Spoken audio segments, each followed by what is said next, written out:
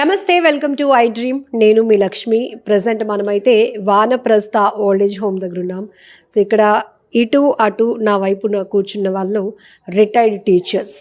Madam, పిల్లలంటే ఏంటి, జీవితం అంటే ఏంటి, వృద్ధాప్యం అంటే ఏంటి అంటే చెప్పడానికి చాలా విషయం ఉంది, తెలుసుకుంటారు అన్నారు. ఖచ్చితంగా ఇది నా ఒక్కదానికే కాదు, మనందరికి ఉపయోగపడే సబ్జెక్ట్ అని చెప్పి మాట్లాడడానికి ఇక్కడికి వచ్చాను.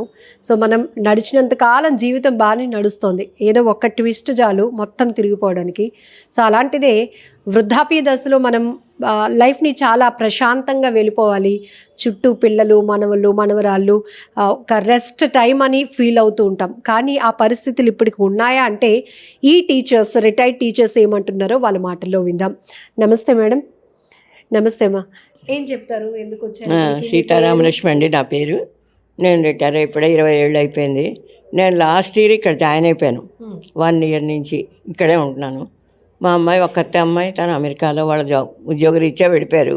నేను ఒక్కతినే ఉండలేక లాస్ట్ ఇయర్ ఇక్కడికి వచ్చాను. ఇక్కడ నా లైఫ్ ఎండ్ అయ్యే వరకు ఇంకెక్కడికి వెళ్ళను, ఎవరిళ్ళకి వెళ్ళను. Strong decision. Okay, there is no. So టీచర్గా ఎంతోమంది పిల్లలకి పాఠాలు చెప్పి, రే జీవితం అంటే ఇలా ఉంటుంది, చదువు ఒకటే కాదు, వాల్యూస్, అమ్మ నాన్న, గురువులు, వీరందరినీ మీరు ఎలాగా గౌరవించాలి, సొసైటీలో ఎలాంటి నాలెడ్జ్గా మీరు ముందుకు వెళ్ళాలి, ఇవన్నీ టీచ్ చేసి ఎలా మనం ప్రవర్తించాలి, ఎలా పేరెంట్స్ తోటి ఎలా ఉండాలి. ఇప్పుడు పేరెంట్స్ మన చిన్నప్పుడు ఎంత బాగా చూస్తున్నారు, రేపు పొద్దున మీరు కూడా మీ పెద్దవాళ్ళు అయ్యాక మీ పేరెంట్స్ని అంత గౌరవంగా, అభిమానంగా, ప్రేమగా చూడాలి అని మేము అప్పుడు నేర్పుతాం ముందే. తల్లిదండ్రులు మనకి దైవ సమానులు, తెలిసిందా? దేవుడు తర్వాత మనకి ప్రపంచంలో కనిపించే తల్లిదండ్రులు ఎవరంటే తల్లిదండ్రులే దేవుళ్ళు. వాళ్ళని మనం గౌరవించాలి, వాళ్ళని ప్రేమించాలి, వాళ్ళని బాగా చూసుకోవాలి. అది మనకున్నంతలో వాళ్ళని కూడా చేరతీసి వాళ్ళ లైఫ్ ఎండ్ అయ్యే వరకు ప్రశాంతంగా చూడాలి. ఈ ఏజ్లో ఈ వానప్రస్థాన దగ్గరికి మీరు వచ్చిన తర్వాత ఏంటి అసలు సొసైటీలో కానీ, పిల్లల్లో కానీ, పెద్దవాళ్ళలో వచ్చిన చేంజెస్ని ఏం చూసారు? ఏముంటాయమ్మా, మన పరిస్థితులు, మన వాతావరణాన్ని బట్టి చేంజ్లు వస్తున్నాయి. పిల్లలకి ఉద్యోగాలు రాక ఇదివరకు ఇండియాలో ఉద్యోగాలు వచ్చే ఊళ్ళలో ఇప్పుడు రావట్లేదు, ఎక్కడెక్కడికో వెళ్ళిపోతున్నారు ఉద్యోగాల కోసం. ఏ ఊళ్ళో, దేశాలు వెళ్ళిపోతున్నారు. వెళ్ళిపోబట్టి మరి ఈ ముసలాళ్ళు ఏం చేస్తారు, ఇలా ఓల్డేజ్ హోములు వెతుక్కుని వస్తున్నారు.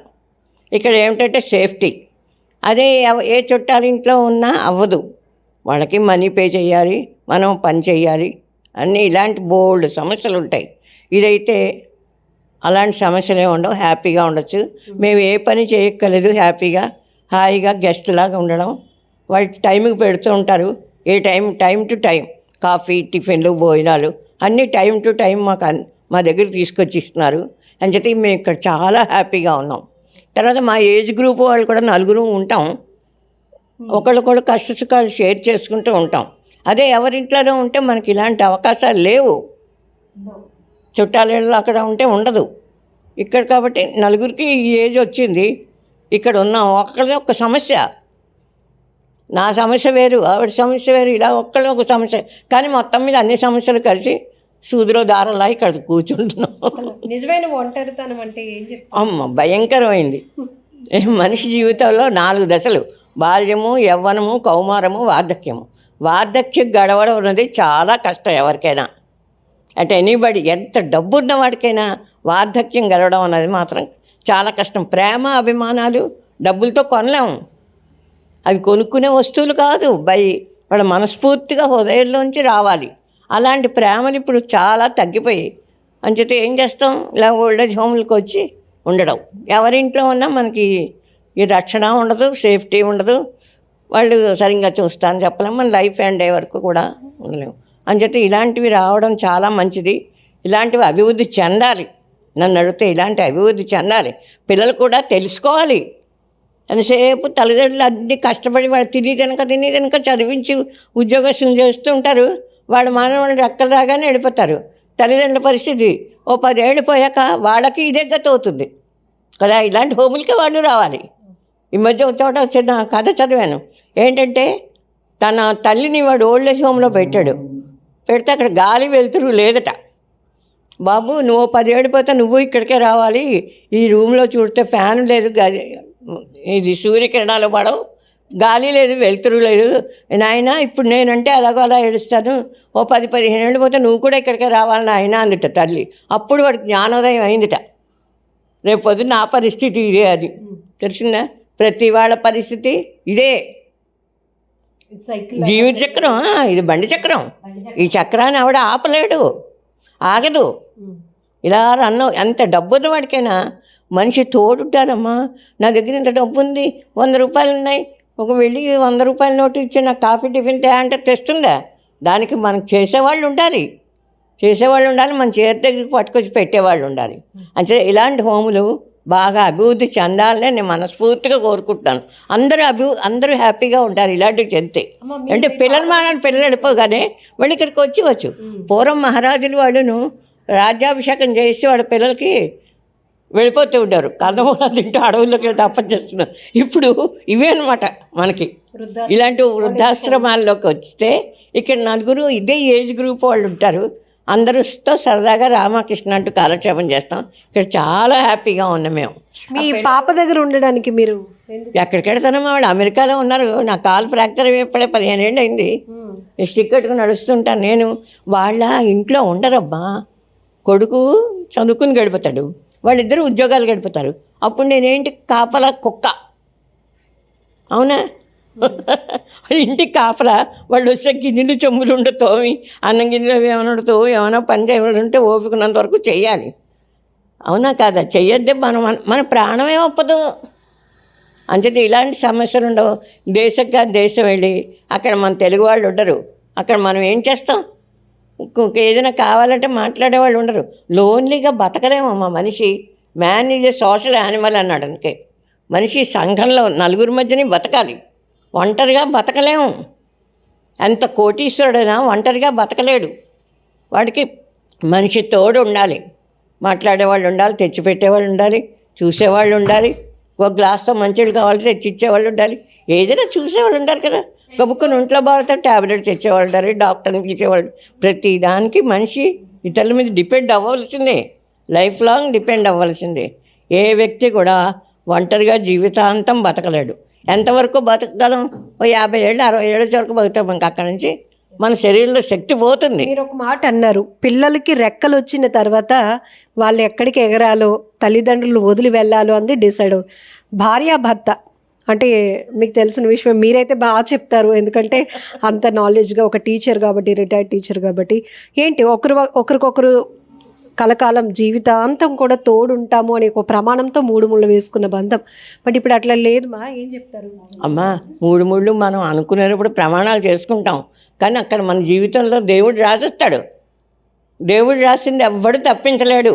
మనం అనుకుంటాం మన భార్య పిల్లలే మన ప్రపంచం అని, కానీ మధ్యలో ఏ వాళ్ళైనా సడన్గా పోవచ్చు. మన చేతుల్లో ఏం లేదు ఇక్కడ, తెలిసిందా?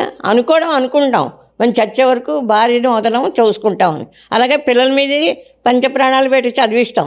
మధ్యలో సగం జీవితంలో వాడు పోతే ఏం చేస్తారు? ఆ తల్లి ఉంటే తల్లి ఎంత కష్టపడి పిల్లల్ని చదివించి వాడిని ప్రయోజకులు చేస్తుంది. బాధ్యతలు అలా పెట్టాడు దేవుడు ప్రతి ఆడదానికి మగవాడికి కూడా. బాధ్యత అందులో ఎక్కువగా ఆడదానికే ఎక్కువ బాధ్యత అనేది, ఆడదానికి ఎక్కువ.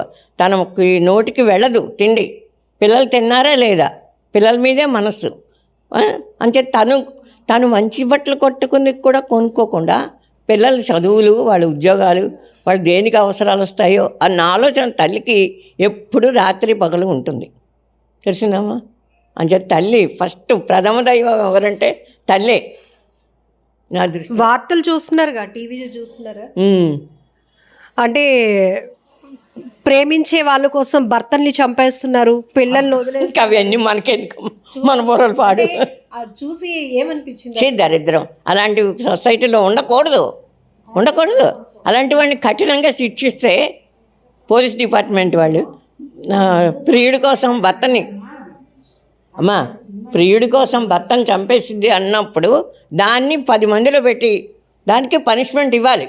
మళ్ళీ రేపు పొద్దుట ఇంకో తెవతే అలా తయారవకుండా. ఈ వాల్యూస్ ఎందుకు తగ్గుతూ వస్తున్నాయమ్మా? మీరు అన్నట్టు ఒక మహిళ పైనే కుటుంబ బాధ్యత, వృత్తి బాధ్యతలు ఉంటాయి. ఒకవేళ వర్కింగ్ ఉమెన్స్ అయితే, అంటే మగవారు ఎంత బాధ్యతగా ఉంటారు, ఇంకాస్త ఎక్కువగా మనకు ఉంటుంది ఆ మోతాదు. అలాంటి పరిస్థితుల్లో చాలా ఎక్కువ ఆడదాని బాధ్యత ఇంకా ఎక్కువ.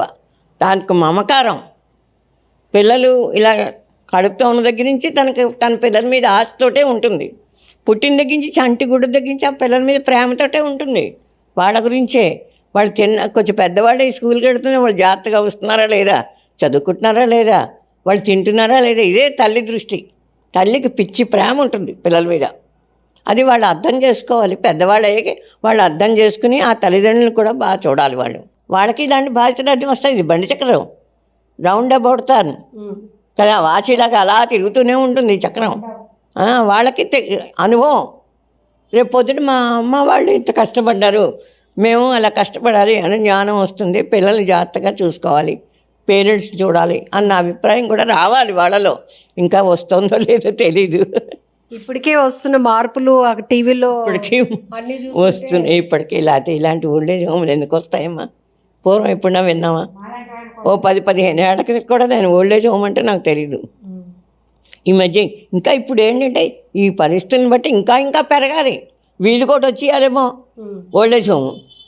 ఏం చేస్తాను, అలాంటి వాతావరణం వచ్చేస్తాను. పిల్లలకి ఇంకో వాళ్ళనే అనలేము. ఏమంటే వాళ్ళకి మనం అంతంత డబ్బు కూడబెట్టి ఇవ్వలేదు. మన తాతను మించి చదివించినప్పుడు వాళ్ళు ఉద్యోగాలు ఇచ్చా ఇక్కడ ఉద్యోగాలు దొరకట్లేదు. ఇప్పుడు మా టైంలో మాకు ఏదో గవర్నమెంట్ ఉద్యోగానికి టీచర్గా ఈ ఊళ్ళో దొరికింది. కానీ పిల్లలకి ఎక్కడ దొరుకుతుందా? ఇక్కడ లేదు. అంటే ఇప్పుడు ఎక్కడికో వెళ్ళిపోతున్నారు ఆ ఉద్యోగరీత్యా. వెళ్ళిపోతున్నప్పుడు అక్కడ వాడి పెళ్ళాం పిల్లలు వాళ్ళ ఫ్యామిలీతో ఉంటారు. అంచేత ఇలా ఆటోమేటిక్గా ఈ ప్రేమలు అభిమానాలు గ్రాడ్యువల్గా తగ్గి వస్తూ ఉంటాయి. అంచేత పెద్దవాళ్ళు కూడా రేపు పొద్దున మన పిల్లలు పెళ్ళిళ్ళు అయిపోయి వెళ్ళిపోయాక వీళ్ళు కూడా వాళ్ళ మార్గం వీళ్ళు వెతుక్కోవాల్సిన రోజులు వచ్చాయి. తల్లిదండ్రులు కూడా ఎలా బతకాలి, మనం ఏం చెయ్యాలి, పిల్లల మీద డిపెండ్ అవ్వకుండా ఉండాలి అన్న ఆ ఐడియాలు వీళ్ళబొరలలో వచ్చేస్తున్నాయి. ఇప్పుడు ఈ వాతావరణాన్ని బట్టి ప్రతి కొంపలోనే ఉంటున్నాయి ఇలాంటివి. అంచేత వచ్చేస్తాయి గ్రాడ్యువల్గాను. Thank you. ఇప్పుడు ఇంకొక రిటైర్డ్ టీచర్ ఉన్నారు. సారీ మా ముందు అంటే నమస్తే, మీ పేరు? నా పేరు కనకరత్నం అమ్మ. ఎక్కడ చేసేవాళ్ళు? నేను ఇక్కడే పుట్టి పెరిగిన ఊరు, ఇక్కడే ట్రైనింగు. ఇక్కడ అంత అయిన తర్వాత నాన్నగారికి విజయనగరం ట్రాన్స్ఫర్ అయిపోయింది. అక్కడికి వెళ్ళిన తర్వాత జాబ్ అయ్యింది. పూర్తి సర్వీస్ చేసి రిటైర్ అయిపోయాను. ఈలోగా నాన్నగారు అమ్మగారు వెళ్ళిపోయారు. పాప ఒకటి ఉంది. పాపకు మ్యారేజ్ చేసేసాను. అక్కడ సొంత ఇల్లు ఉంది. అయితే నా లైఫ్ గురించి నేను ఆలోచించాలి కదా. మా వారు ముందే వెళ్ళిపోయారు. ఇక నేను ఒంటరిని. ఏదైనా సరే పాప పెళ్లి చేసిన తర్వాత అత్తవారి ఇంటికి వెళ్ళిన తర్వాత వాళ్ళ ఇంట్లో ఉండడం పద్ధతి కాదు కదా. అందుకని తమ్ముడి దగ్గరికి వచ్చేసానమ్మ. విజయనగరం వెళ్ళమ్మి వచ్చేసాను. విజయనగరం వచ్చిన తర్వాత తమ్ముడు బాగానే చూశాడు. కానీ ఈ మధ్య బాగలేదు తమ్ముడికి. ఇంకా అతడికి బాగలేనప్పుడు అతడికి చేసి నాకు చెయ్యాలి అంటే ఇంట్లో వాళ్ళకి ఇబ్బంది కదా. అందుకని వచ్చేసానమ్మ. నేను వచ్చేసినప్పుడు పాప దగ్గరికి వెళ్ళిపోవాలంటే వాళ్ళు పిల్లలతో ఉంటారు. వాళ్ళని ఇబ్బంది పెట్టడం ఎందుకు? మనం ఫ్యాషన్ వస్తుంది. ఏదో ఇక్కడ కృష్ణారామ నలుగురిలోనూ ఉంటే పిల్లల సంతోషం, హ్యాపీ లైఫ్ అమ్మ నాకు. కానీ సర్వీస్ అన్నాళ్ళు మా పిల్లలకి ఎంతో ప్రేమగా చూసామమ్మా. మా ఒపీనియన్ అంతా ఆ పిల్లల మీదే పెట్టి దృష్టి పెట్టి వాళ్ళు అమెరికా వెళ్ళే వరకు కూడా వాళ్ళు అంత తీర్చిదిద్దాం విజయనగరంలో. ఇప్పటికీ ఆ పిల్లలు ఫోన్లు చేస్తూనే ఉంటారమ్మా నాకు. మేడం గారు ఎలా ఉన్నారండి అంటే 8 years వచ్చాయి కదా, ఏమైపోయానో వాళ్ళ తపన. మీ పిల్లలు, మీ స్టూడెంట్స్. మా అమ్మాయి పక్కనే ఉంది, కంచరపాలెమేను. వారం వస్తుంటుంది, చూస్తుంటుంది. కానీ మా హ్యాండ్స్లో పెద్ద అయిన పిల్లలు వాళ్ళంత ఒపీనియన్తో ఉన్నారు అంటే నేను ఎంత గర్వపడ్డానో. అదే రిజల్ట్. మీరు ఏం సాధించారు అంటే? నేను సాధించింది అదేనమ్మా, పిల్లల అభిమానం. అమెరికా నుంచి ఫోన్ వస్తుంటుంది. తర్వాత బెంగళూరు నుంచి హైదరాబాద్లో నా దగ్గర చదివిన పిల్లలందరూ పెద్ద పెద్ద పోస్టులో ఉండి ఫోన్లు చేస్తారు. మేడం ఎలా ఉందండి, మీ హెల్త్ ఎలా ఉందండి. అది చాలమ్మా. ఇక్కడ మాకు హ్యాపీగా ఉంది బాబు, పర్వాలేదు, నా గురించి మీరేం భయపడక్కర్లేదు. హెల్త్ రీత్యా వస్తుంటాయి చిన్న చిన్న సమస్యలు. డాక్టర్ గారు వస్తారు, డాక్టర్ గారు చూస్తారు, పర్వాలేదు, బాగానే ఉన్నాను అని చెప్పానమ్మా. గ్రేట్. ఉమ్. సో ఇందులో కూడా ఆనందం వెతుక్కొని ఉండడం అనేది చాలా ఇంపార్టెంట్. ఇక్కడ ఆనందం నిజంగా గాడ్ ఈజ్ గ్రేట్. మేము చాలా సంతోషంగా ఉంటామమ్మా. మా మా అల్లుడు కూతురు వచ్చిమన్నారు, అయినా నేను వెళ్ళలేదు. ఎందుకంటే ఇంకా వెళ్ళి వాళ్ళని ఇబ్బంది పెట్టడం ఎందుకు అనే ఉద్దేశం. బ్రదర్ బాగోలేక నేను వచ్చేసానమ్మా. అయితే బ్రదర్ సో ఓల్డ్ ఏజ్ హోమ్స్కి వెళ్తే సింపతి అని కాదు కానీ మన లైఫ్ని కాస్త లీడ్ చేయడానికి కావాల్సిన మెసేజ్ ఒక చాలా ఎఫెక్టివ్గా దొరుకుతుంది అనడానికి నేను ఎప్పటికప్పుడు అదిగో సీతమహాలక్ష్మి అమ్మగారితో నాకు ఒక 1 year బాండింగ్.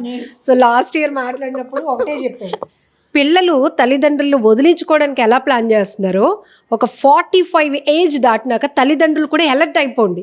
ఎందుకంటే తర్వాత మన పరిస్థితి ఏంటి, మన పిల్లలే చూస్తారు అని మీరు ఉంటే కనుక ఇక మీ లైఫ్ అక్కడితో అయిపోయినట్టే, ఏజ్తో సంబంధం లేదు. బట్ మీరు ఎప్పుడైతే అలర్ట్గా ఉంటారో తర్వాత జరిగే ఫ్యూచర్ని కూడా మీరు ఎక్స్పెక్ట్ చేసుకొని ఉన్నంతలో ఎలా ప్లాన్ చేసుకుంటారో అదే మీ ఎండ్ లైఫ్ అని చెప్పారు. అంతే కదమ్మా? అంతేనమ్మా. మా మా స్టూడెంట్స్ ఇప్పటికీ కూడా అంత ప్రేమిస్తున్నారని అంటే మాకు ఎంత గర్వంగా ఉంటుందో ఆలోచించమ్మా. మాకు చాలా సంతోషం. సో ఒంటరితనం గురించి మేడం మాటలో మేడం చెప్పారు, మీరేమంటారు? చుట్టూరు 3 మంది పిల్లలు, ఇంట్లో పిల్లలు, భర్త, ఇంటి చుట్టూ జనాలు, ఇదంతా కాకుండా ఒక మనకు తెలియలేని ప్రాంతానికి వచ్చి ఇక్కడ సంతోషం వెతుకునేలాగా ఓల్డ్ ఏజ్ హోమ్లు మారాయి. మీరేం చెప్తారు ఒంటరితనం అంటే? అసలు ఒంటరితనం అన్నది నాకు లేదమ్మా. ఇక్కడ ఏంటంటే ఇక్కడ పిల్లలు మాకెంతో హ్యాపీగా, మాకు మా అమ్మగారు మామగారు అని మా చుట్టూ తిరుగుతూనే ఉంటారు. అందుకు ఒంటరితనం మర్చిపోయామమ్మా. మాకు హ్యాపీయే.